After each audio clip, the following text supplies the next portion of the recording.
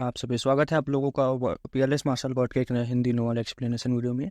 तो चलिए एपिसोड को स्टार्ट करते हैं। पिछले एपिसोड में देखा था कि जो लिन फेंग है वो आया था प्रिजन एरिना में, है ना। तो इस एपिसोड के स्टार्टिंग में हमें बताया जाता है कि जो जीतेगा वो जिंदा रहेगा और सिर्फ पूरे पूरे कॉन्टिनेंट में सिर्फ और सिर्फ पावर की ही इज्जत होती थी। इसी लिए वो लोग अपनी कल्टीवेशन इंप्रूव करने के लिए बिना हेजिटेशन के अपनी लाइफ रिस्क पर डाल देते थे। कल्टीवेशन के पाथ पर चैलेंज भरा हुआ था। सक्सेस की होती है लाइफ एंड डेथ बेटा। बिजनेस अरीना का रूल्स क्या है, लिन फेंग ने पूछा। केज के इंचार्ज डिसाइड करता है कौन किसके अगेंस्ट फाइट करेगा। ऑब्वियसली वो सेम लेवल के कल्टिवेटर्स या में बीस्ट के बीच मैच करवाता है, वरना फाइट का कोई मतलब नहीं होता। वेन आउजे ने एक्सप्लेन किया। लिन फेंग हल्का सा सर हिला देता है। ओपोनेंट सेम लेवल पे ना हो तो केज में एंटर करने से डरते थे लोग। वैसे ही अगर तुम फाइट हार गए तो पक्की है, लेकिन अगर जीत गया तो बहुत सारे प्योरिटी स्टोन्स मिलते हैं। इसलिए हमारे कई डिसाइपल यहाँ फाइट करते हैं, फिर एकेडमी के कल्टीवेशन टावर में जाकर अपने आप को पावरफुल बनाते जाते हैं। ये एक बहुत ही पावरफुल और डेंजरस कल्टीवेशन फाइट है, ठीक है। बार बार डेथ को चैलेंज करने से ही आप स्ट्रांग बन सकते हो। ये डेंजरस सिचुएशन आपको एक फॉर्च्यून की तरह काम करती है, विन आउजी ने बताया। लिन फेंग थोड़ा स्टन रह गया था। विन आउजी की बात सुनकर उसे लग रहा था जैसे वो यहाँ काफ़ी बार आ चुका है।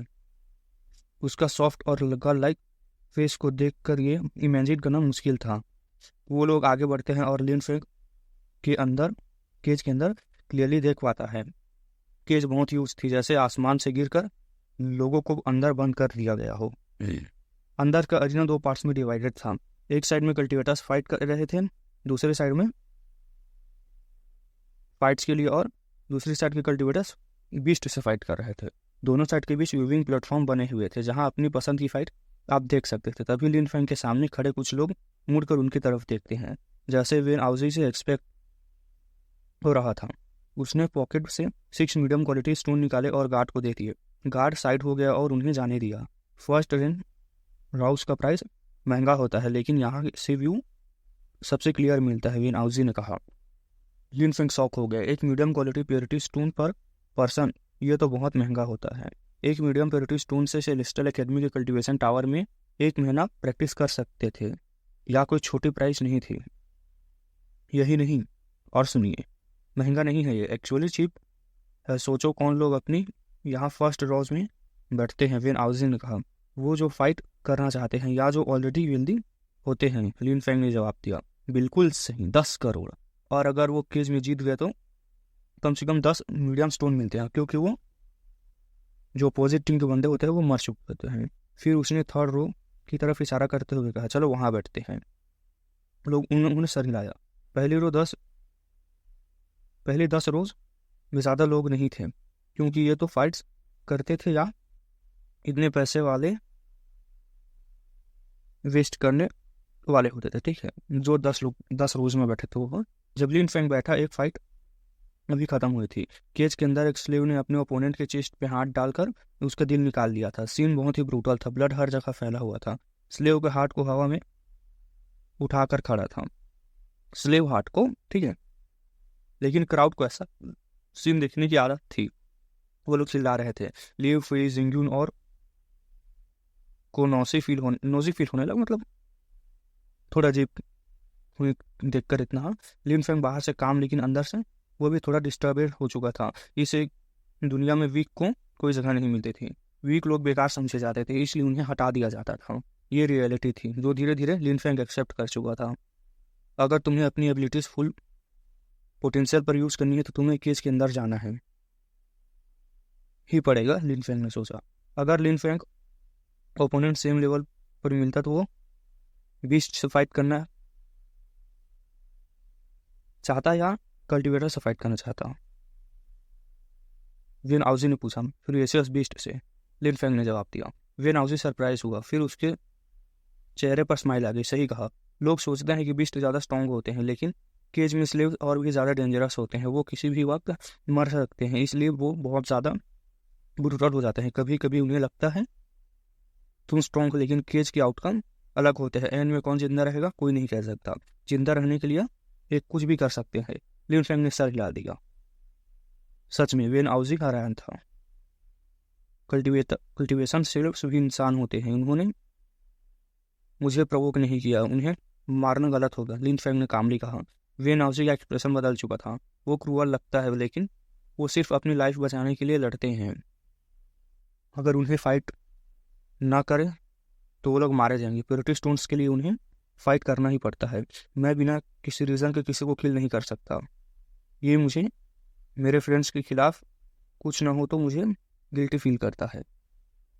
लिन फेंग परफेक्ट नहीं था, लेकिन उसके अंदर कुछ स्ट्रॉन्ग रूल्स भी बनाए हुए थे। उसने इनोसेंट को नहीं मानना है।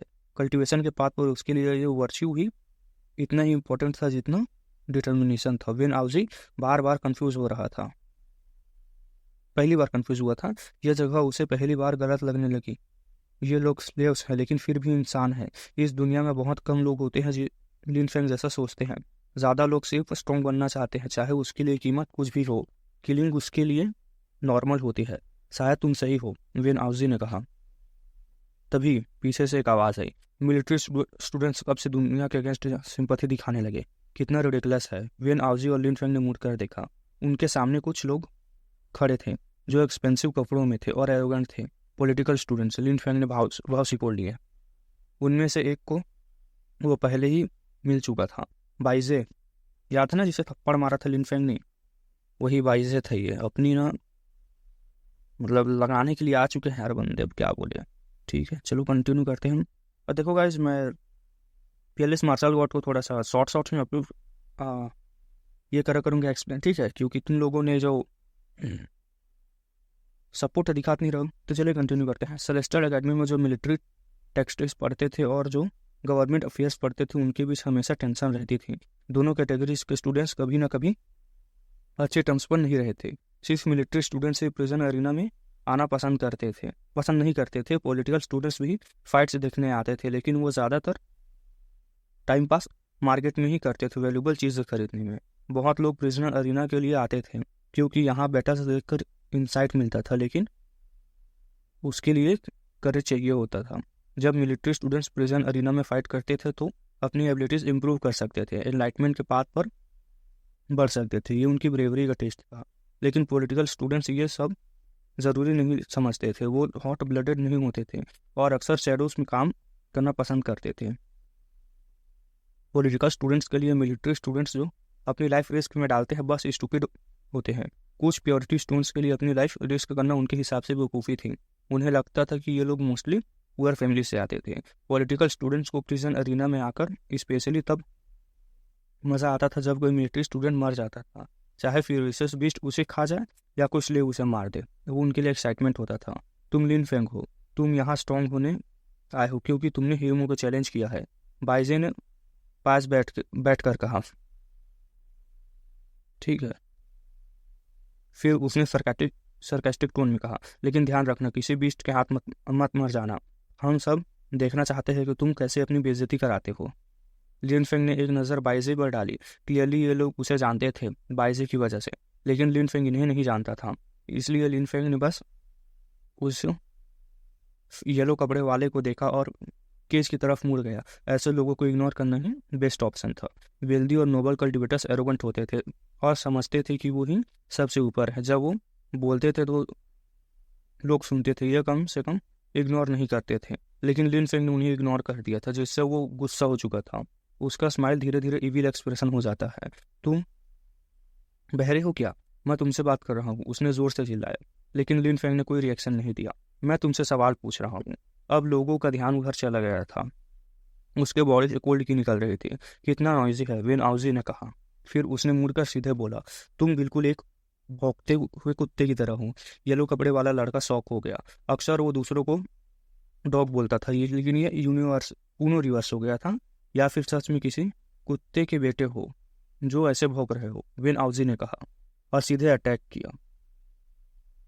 मतलब बातों से उस लड़के का चेहरा गुस्से से साफ जल रहा था। तुम्हें लगता है कि तुम हेव में से स्ट्रांग हो? तुम क्या कर सकते हो? उसने गुस्से में पूछा। उसकी आंखों में किलिंग इंटेंट थी। डॉग, तुम्हें पता है किसको प्रवोक कर रहे हो? वेन आउजी चुप रहा, फिर आराम से अपनी सीट पर बैठ गया। ठंडे टोन में बोला, सिर्फ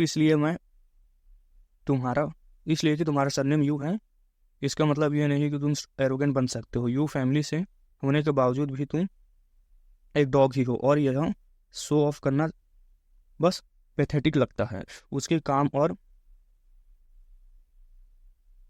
शांत वॉइस सुनकर उस लड़का शॉक हो गया। वो सोच रहा था कि वेन आउजी को उसका सरनेम कैसे पता है, और पता होने के बाद भी उसने उसे इंसल्ट कर दिया था। लियो फे ने यू नाम सुनते ही तुरंत उसकी तरफ देखा। फिर वेन आउजी को यू क्लैन इंपीरियल सिटी का बहुत पावरफुल क्लैन था, लोग उन्हें वर्शिप करते थे। फिर भी वेन आउजी नहीं डर रहा था। ये क्लियर था कि वो आम इंसान नहीं है।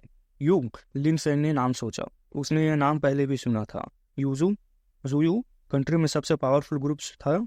इंपीरियल क्लैन सभी थे, ठीक है, और भी लोग आते थे। ये सब पूरे देश में इन्फ्लुएंस रखते थे। अब यूनाइटेड डिस्ट्रॉय हो चुका था, तो सिर्फ 7 पावर्स बची थी, जिनमें से 4 इंपीरियल सिटी में थी, और ये येलो कपड़े वाला शायद यू क्लैन का मेंबर था। तभी अचानक एक लाउड रोर ने लिन फेंग को उधर देखने पर किया। ये एक ओल्ड मैन केज के अंदर एंटर हुआ। Furious beast lizard. Crowd excited हो गया। ये लिजर्ड स्ट्रॉन्ग डिफेंस और टाइगर जैसी एबिलिटी के लिए फेमस होते हैं। एजिलिटी के लिए बहुत डेंजरस बीस्ट था टोटल कुल मिलाकर। सब कुछ सोच रहे थे कि इतनी हिम्मत कौन करेगा उसके अगेंस्ट फाइट करने की, शायद उसे अपने जान की परवाह नहीं। ये अरीना के ओनर्स लॉस नहीं करते क्या? रोज स्लेव्स और बीस्ट मारे जाते हैं और विनर्स को स्टोन्स भी दिए जाते हैं, लेकिन उन्हें कुछ फर्क नहीं पड़ता, लिन फेंग ने सोचा। वो जेन्युइनली कंफ्यूज्ड था कि ये सिस्टम कैसे प्रॉफिटेबल है। जब ये स्लेव्स और बीस्ट आते हैं तब वो स्ट्रांग नहीं होते, लेकिन हर बैटल के साथ वो स्ट्रांग होते जाते हैं। बीस्ट और ज़्यादा ब्लड के लिए हंग्री हो जाते हैं, स्लेव्स भी स्ट्रॉन्गर होते जाते हैं, फिर उन्हें हाई प्राइस में बेच देते हैं। वेन आउजे एक्सप्लेन करता है, हम यहाँ स्ट्रांग होने के लिए आते हैं और ओनर्स भी हमें यूज़ करके अपने एसेट्स को स्ट्रांग बनाते हैं। मतलब ऐसा है यार, देखो वो लोग स्ट्रांग बनेंगे लड़कर, जो डिसाइपल्स हैं, तो ये लोग भी स्ट्रांग बनेंगे, ठीक है, फिर उन्हें बेच दिया जाता है। तो ये पैसे की तरह था, ठीक है। एंट्री के लिए भी सबको पे करना पड़ता था, चाहे फाइट करे या ना करे, सिर्फ देखने के लिए।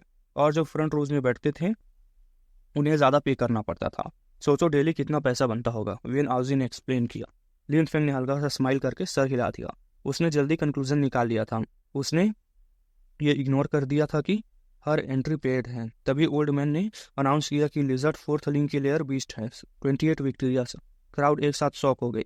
28 किल किए उसने, ठीक है।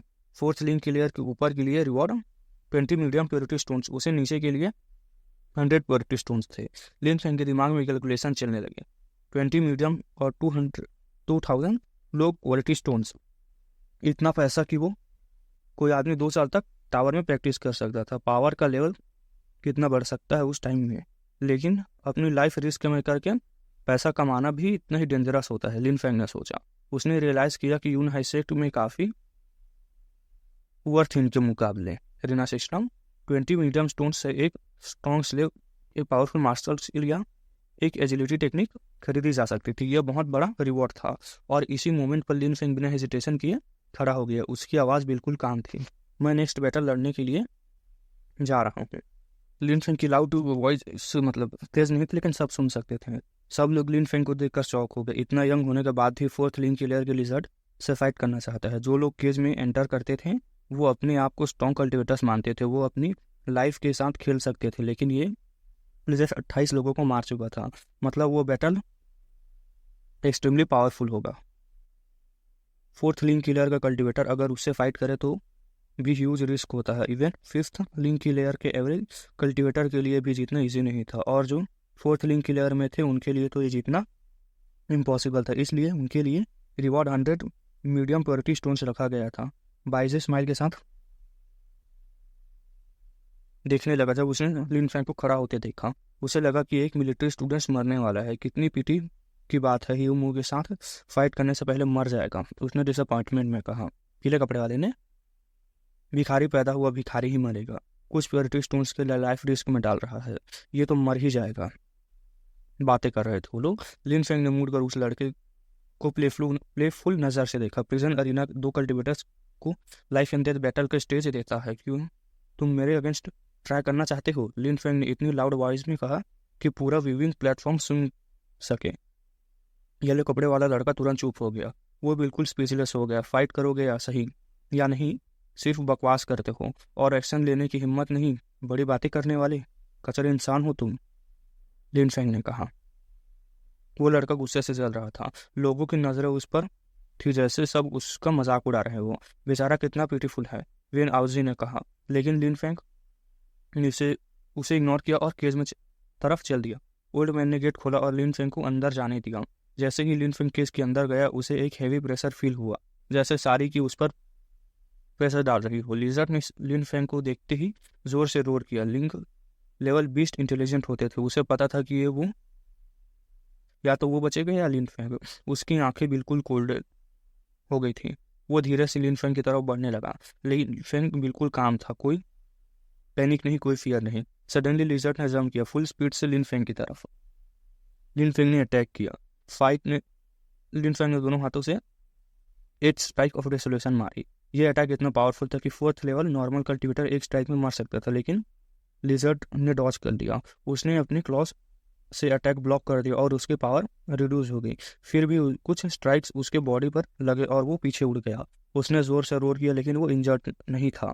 लिन फेंग ने सोचा स्ट्रॉन्ग डिफेंस, इसलिए अभी तक जिंदा है। लिजर्ड और एंग्री हो गया, उसकी आंखें लाल हो चुकी थी। फिर वो दोबारा डैश करता है। इस बार लिन फेंग ने 8 स्ट्राइक यूज नहीं किया। उसने पूरे पावर में स्वॉर्ड की रिलीज की और हवा में वर्लपुल क्रिएट हो गए। लिजर्ड का बॉडी उस प्रेशर में फंस गया। लिजर्ड ने रोर किया और अपने क्लॉज से डेडली अटैक किया। अगर वही क्लॉज लिन फेंग को लग जाते, वो मर जाता। तभी लिन फेंग ने उसकी रेंज में जंप किया।